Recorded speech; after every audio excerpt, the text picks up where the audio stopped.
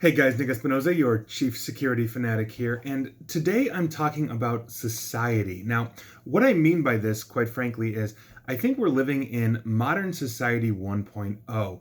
Now, obviously, humans have been a civilization for thousands and thousands of years, but we are living in an unprecedented time where technology, communication, and surveillance is basically unprecedented to the point where our laws can't really keep up with what we expect to be our privacy rights and other rights we have as consumers. Now, if we're looking at this, what we're talking about today is Amazon. Now, Amazon basically just came out and said, as a response to a Senator Chris Coons, who's a Democrat from Delaware, that they basically hold every conversation. They hang on to every conversation, everything that you tell the Amazon Echo, aka Alexa, unless you specifically tell them to delete it. Now, Senator Coons sent them a whole bunch of questions, because the government has been looking into how Amazon basically holds data. Are they a monopoly? And a whole bunch of other stuff. And Amazon responded, and I quote, "We retain customers' voice recordings and transcripts until the customer chooses to delete them." Now, here's the thing. There are exceptions to this rule that Amazon really doesn't tell you that Senator Coons was getting into. Now, Amazon, as well as third parties that deploy skills, which is basically the apps for the Amazon Alexa, keep records of interactions,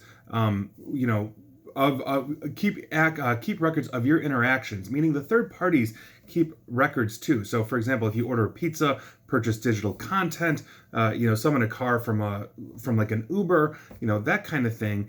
I quote, "Amazon and or the applicable skill developer obviously need to keep a record of the transaction without clarifying what kind of data is in that transaction."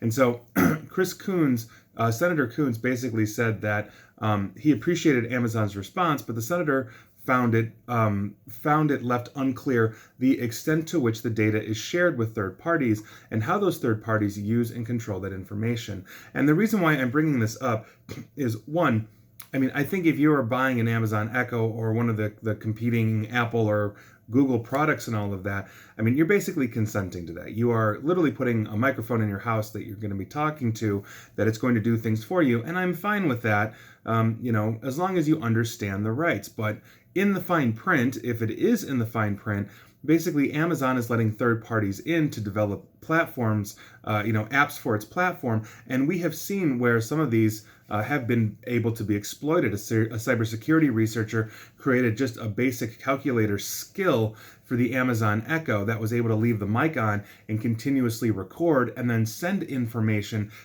to that third parties, that cybersecurity researchers' website, basically to collect it outside of Amazon's ecosystem. But here's the thing. We are seeing this left and right. I do videos on stuff like this almost every day. Try to do it every day. And we see continuous data breaches or violations of privacy, or people that, let's say trust the platform, but don't necessarily realize where it's going. So for example, I did a video where Google was letting third party, it was reported by NBC that Google was letting third party developers into Gmail boxes so that they could read unredacted Gmail accounts, basically for training. And I think stuff like that, we don't necessarily realize. We're not being told it goes on, and we don't have laws that are able to adapt and change. A lot of our privacy laws for electronics come from the Reagan era. That's the 1980s, and we have vastly improved since then. We've seen law enforcement be able to go in at will through organizations like Location Smart and just take your GPS data without a warrant because it's not covered under laws. And so if we are moving forward and we are trying to protect our privacy rights, it seems to me like we need more than what we're doing. Even the GDPR in Europe, studies have now shown, we've had it for over a year, that the rate of data breach continues to go up in Europe, even though these companies are adhering to what is considered one of the most stringent policies on the planet. So what do we do with this? How do we evolve from modern society 1.0 to modern society 2.0? And what does that actually look like as we are interacting? We're figuring this out as we go along. Nobody really knew what social media was until we had a slew of them, with Facebook winning. And now we're just figuring this out as we go along. Now we're starting to realize that they're data mining us and advertising to us and all of this in a way that I think was much deeper. Some people obviously wear tinfoil hats. I have to by virtue of my job, but nobody expected that we'd be data mined or just deeply dove into in our personal lives at this level, and we're willingly letting people do it, primarily because we don't really realize or recognize that this is going on. So I think it's something that we have to have conversationally.